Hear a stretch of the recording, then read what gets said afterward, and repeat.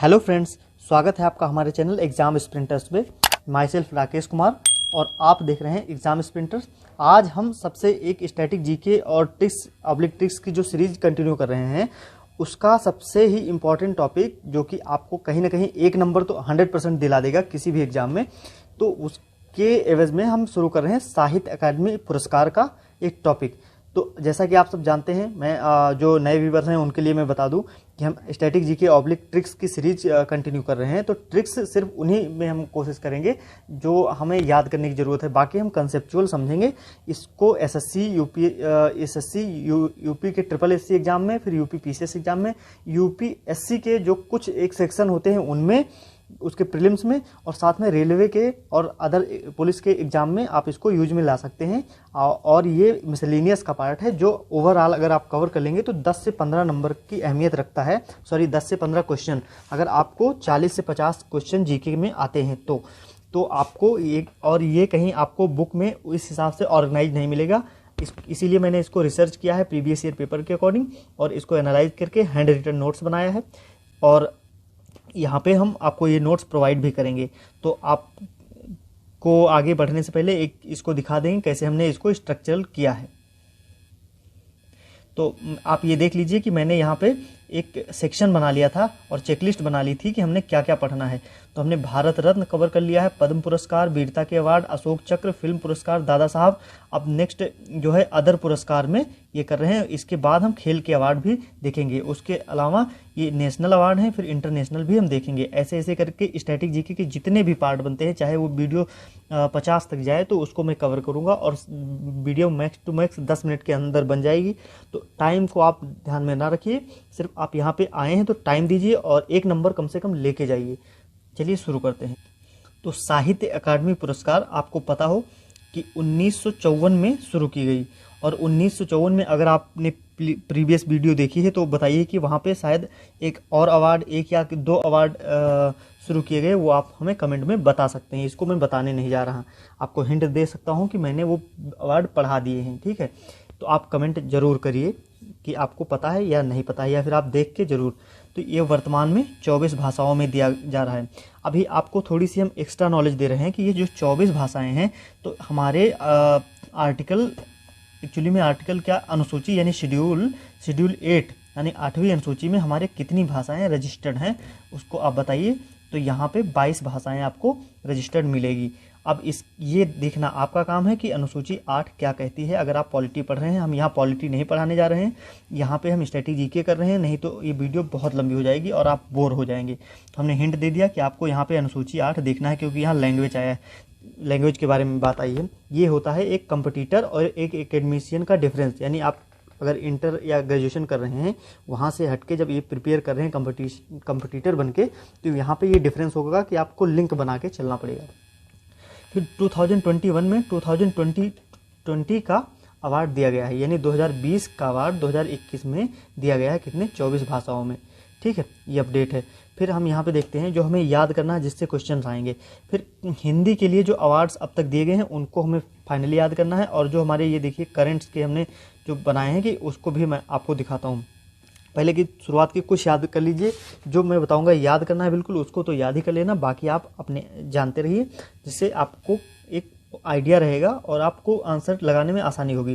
जैसे 1954 में ये अवार्ड इनिशिएट यानी शुरुआत किया गया, तो उसके बाद दिया 1955 में गया, और पहले थे माखन लाल चतुर्वेदी जी, जो कि हिंदी के हमारे हिंदी साहित्य या हिंदी गद्य या मान लीजिए कि इसमें इन्होंने योगदान दिया है, और इनकी जो रचना थी उसका नाम है हिमत रंगिनी। तो इसको इन्होंने लिखा था, इसके ऊपर इनको अवार्ड दिया गया, माखन लाल चतुर्वेदी को। फिर 2019 यानी 2019 में, फिर हम, क्योंकि हमें सारे नहीं पढ़ने, हमें जो, क्योंकि हम नॉर्मली पूछे जाते हैं पहले और लास्ट यानी रिसेंट के, और रिसेंट से हम उससे एक पहले भी देख लेंगे, जिससे हमारा लिंक कंफर्म रहे कि हम, यानी इसके पिछले साल दिया गया है, इस साल भी दिया गया है, और यानी 2020 में शायद नहीं दिया गया या 2021 में नहीं दिया गया, तो ये सब हमारे दिमाग में कंफर्म रहेगा। फिर 2019 में नंद किशोर आचार्य को, ये तीनों आपको याद कर लेना है। 2020 में अनामिका जी को दिया गया। तो 2019 में नंद किशोर आचार्य को, इनकी रचना थी छीलते हुए अपने को। फिर 2020 में टोकरी में दिगंत, और इनकी जो है टोकरी में दिगंत थोरी गाथा 2014 ये दिया गया है अनामिका जी को। अनामिका बिहार की हैं, अनामिका जी ये बिहार की हैं। टोकरी में दिगंत थोरी गाथा 2014 तो इनको दिया गया है। ठीक है, तो इम्पॉर्टेंट की बात करें तो ये तीनों ही इम्पॉर्टेंट है। तो आप ये पहला माखनलाल चतुर्वेदी को, नंदकिशोर को आप मत याद रखिए, लेकिन अनामिका जी को तो याद रखना ही रखना है। अनामिका टोकरी में दिगंत इनकी रचना है, बस यही पूछा जाएगा। तो 24 भाषाओं में ये दिया जाता है, जिसमें से 20 भाषाओं में इस बार दिया गया है। ये 20 भाषाएं 2021 में 20 भाषाओं में दिया गया, जिसमें 1 महाकाव्य था, 7 कविताएं थी, 4 उपन्यास थे, 5 शॉर्ट्स कहानियां थी, 2 नाटक थे, 1 संस्मरण थे। इससे आपको कोई वास्ता नहीं, बस आप समझ लीजिए, क्योंकि याद करने के लिए कंसेप्ट बनाना बहुत ज़रूरी है, कितना आप फैक्ट रटेंगे। तो उसके अलावा मलयालम, नेपाली, उड़िया, राजस्थानी अवार्ड्स की घोषणा बाद में की जाएगी। यानी ये मलयालम, नेपाली, उड़िया, राजस्थानी, इसको भी आपको बहुत ज़्यादा याद नहीं करना, पीसीएस देने जा रहे हैं तो इसको आप याद रखिए कि मलयालम, नेपाली, उड़िया, राजस्थानी के अवार्ड की घोषणा नहीं हुई, या मेल में पूछ सकता है, बाकी बहुत ही कम चांसेस है। मैं आपको ज़रूर बताऊंगा कि क्या क्या आपको याद रखना है। यहाँ पे हम यही देखेंगे कि क्या हमको नहीं याद रखना है, उससे पहले जैसे हमें क्या पढ़ना है क्या नहीं पढ़ना है। तो इस पर एक स्ट्रेटजी वीडियो हमने बना रखा है, आप देख लीजिए। सिर्फ स्टैटिक जीके नहीं, मैप वगैरह के लिए मैंने बनाया है उसको, फिर वो ओवरऑल सब्जेक्ट के लिए अभी बनाना बाकी है। तो यहाँ पे हम देखेंगे कि भारत में प्रदान किया जाने वाला साहित्यिक सम्मान है साहित्य अकादमी। जैसे हमारे लिटरेचर के सब्जेक्ट जो हैं, जैसे Hindi literature, Urdu literature, English literature, जो भी गुजराती, कन्नड़, जो भी उसके लिटरेचर होते हैं, तो लिटरेचर में दिया जाने वाला साहित्य अकेडमी अवार्ड ये साहित्य में दिया जाता है। इसके अलावा 2 लेखकों को भी दिया जाएगा इस बार, मतलब जो उनको दिया गया है, क्या कहते हैं, अनामिका जी को। तो उसके अलावा 2 लेखकों को, बीरप्पा मोइली और अरुंधति सुब्रमण्यम, इन 2 लेखकों को भी दिया जाएगा इस बार। यानी अनामिका जी के अलावा बीरप्पा मोइली और अरुंधति सुब्रमण्यम। तो यानी आपको स्पेशली इन दोनों को जब किसी ऐसे एग्जाम को देने जाना है, यूपी पीसीएस या यूपी SSSC, तो बीरप्पा मोइली, अरुंधति सुब्रमण्यम को भी याद रखना, नहीं तो अनामिका और उनकी जो रचना जरूर याद रखिए, टोकरी में दिगंत। फिर पुरस्कार में एक बॉक्स दिया जाता है, उस बॉक्स में आपको ये राशि मिलेगी, यानी कि 1 लाख रुपए की ये राशि, और तांबे की एक पट्टिका और एक शॉल जो ओढ़नी यानी साइड में रखी जाती है ओढ़ने वाली, तो शॉल, यानी 1 लाख। ये भी आपको बहुत ज़्यादा नहीं इंपॉर्टेंट है, बस ये दिया किसके अंडर में जाता है, संस्कृति मंत्रालय द्वारा ये दिया जाता है, ये आपको याद रखना है। और बहुभाषी पुस्तकालय के संग्रहण के रूप में किसको जाना जाता है, इस साहित्यिक अकादमी। अगर पूछे, कई बार यूपीएससी में पूछेगा कि साहित्य अकादमी को एक, जैसे आपको कूट में पूछ लेगा कि इसको मिलाने के लिए कि इसको बहुभाषी संग्रहालय, क्योंकि सारे पुस्तकों का कलेक्शन होता है, तो बहुभाषी पुस्तकालय के संग्रहण के रूप में किसे जाना जाता है, तो साहित्य अकादमी को जाना जाता है।